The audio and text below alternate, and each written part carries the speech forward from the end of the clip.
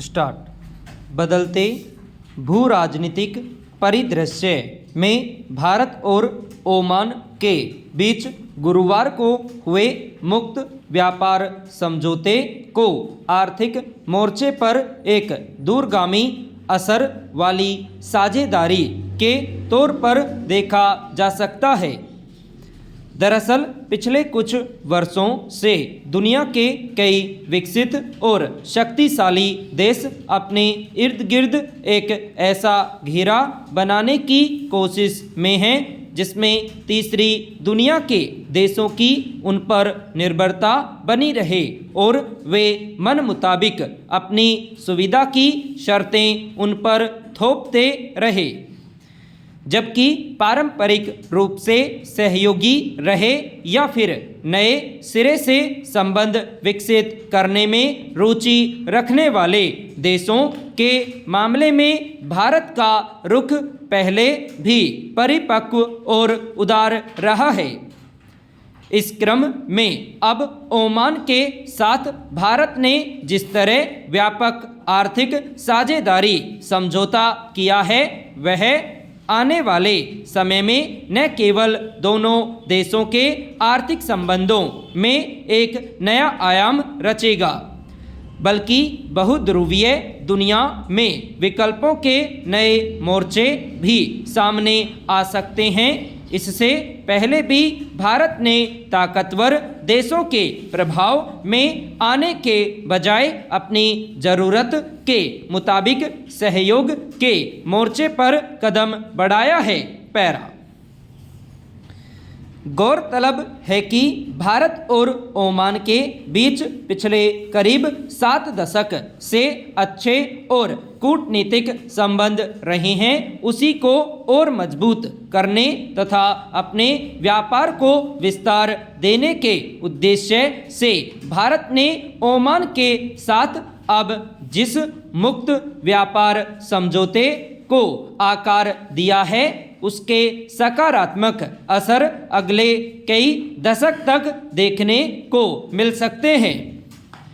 इस करार के बाद दोनों देशों के बीच व्यापार और निवेश को नई गति मिलने और खास तौर पर युवाओं के लिए विभिन्न क्षेत्रों में अवसर खुलने की उम्मीद की जा रही है।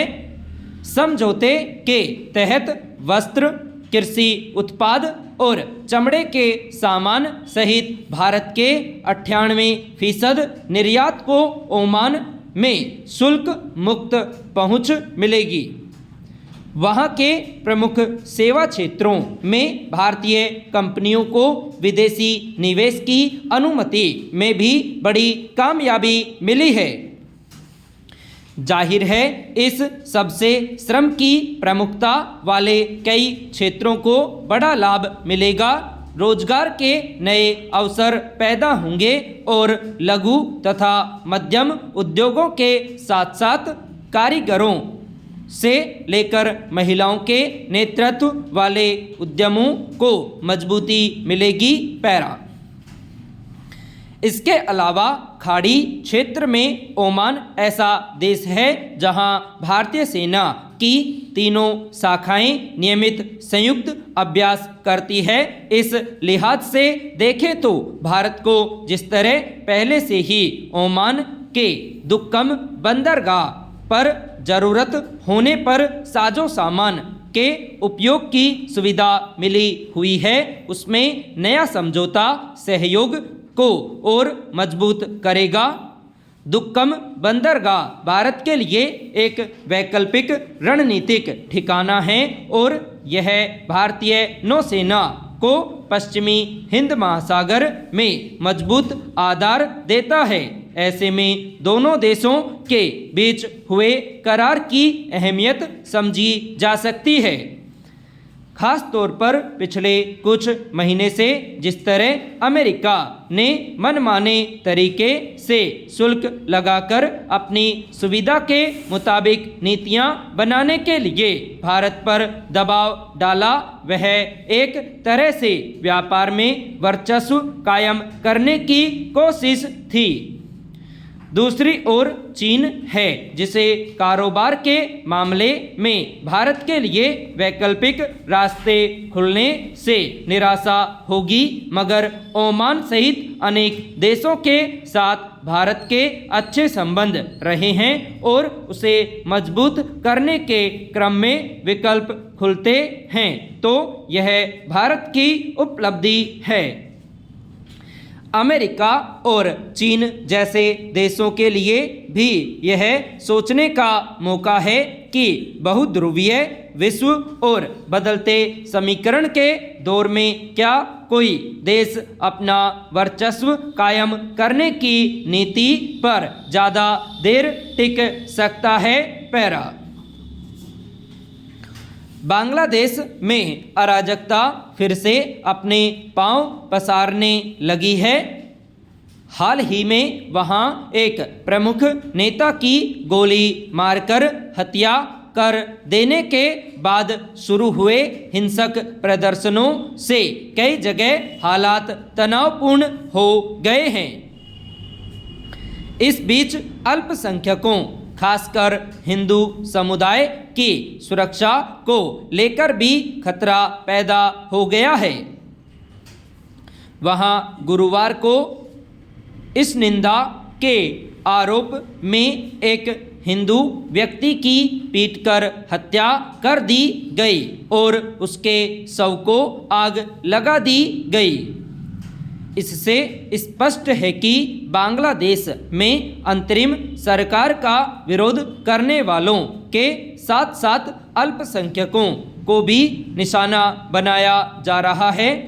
सवाल है कि वहां अंतरिम सरकार का जिस मकसद से गठन किया गया था, क्या वह चरमपंथियों के दबाव में अपना उद्देश्य भूल गई है?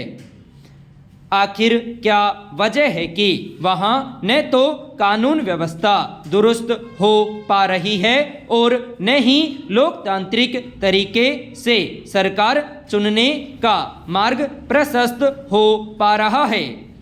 अस्थिरता और हिंसा के इस माहौल में बांग्लादेश भारत के संबंध भी लगातार चुनौतीपूर्ण होते जा रहे हैं। पैरा। बांग्लादेश में शरीफ उस्मान हादी नामक जिस नेता की गोली मारकर हत्या की गई, वह जुलाई में सरकार के विरुद्ध हुए प्रदर्शनों में प्रमुख चेहरा थे। सरकार की ओर से गुरुवार को उनकी मौत की पुष्टि किए जाने के बाद कई जगह हिंसक प्रदर्शन शुरू हो गए। कुछ लोगों ने भारतीय सहायक उच्चायुक्त के आवास पर भी ईंट और पत्थरों से हमला किया। इससे पहले बांग्लादेश के कुछ राजनेताओं ने जिस तरह भारत के खिलाफ भड़काऊ बयान दिए, उसका सीधा असर भारत के साथ उसके संबंधों पर पड़ा है। बांग्लादेश में सुरक्षा का माहौल जिस तेजी से बिगड़ रहा है और पहले भी पूर्वोत्तर भारत के कुछ अलगाववादी समूहों ने बांग्लादेश में शरण ली है, उसके मद्देनज़र भारत की चिंता स्वाभाविक है। फिलहाल बांग्लादेश में जिस तरह की अराजकता फैली हुई है और उसकी आंच में बहुत कुछ झुलसने की आशंका है, उसे देखते हुए भारत सरकार को चाहिए कि वह कूटनीतिक स्तर पर इन मसलों को बांग्लादेश की अंतरिम सरकार के समक्ष प्रभावी तरीके से उठाए। संपूर्ण विराम।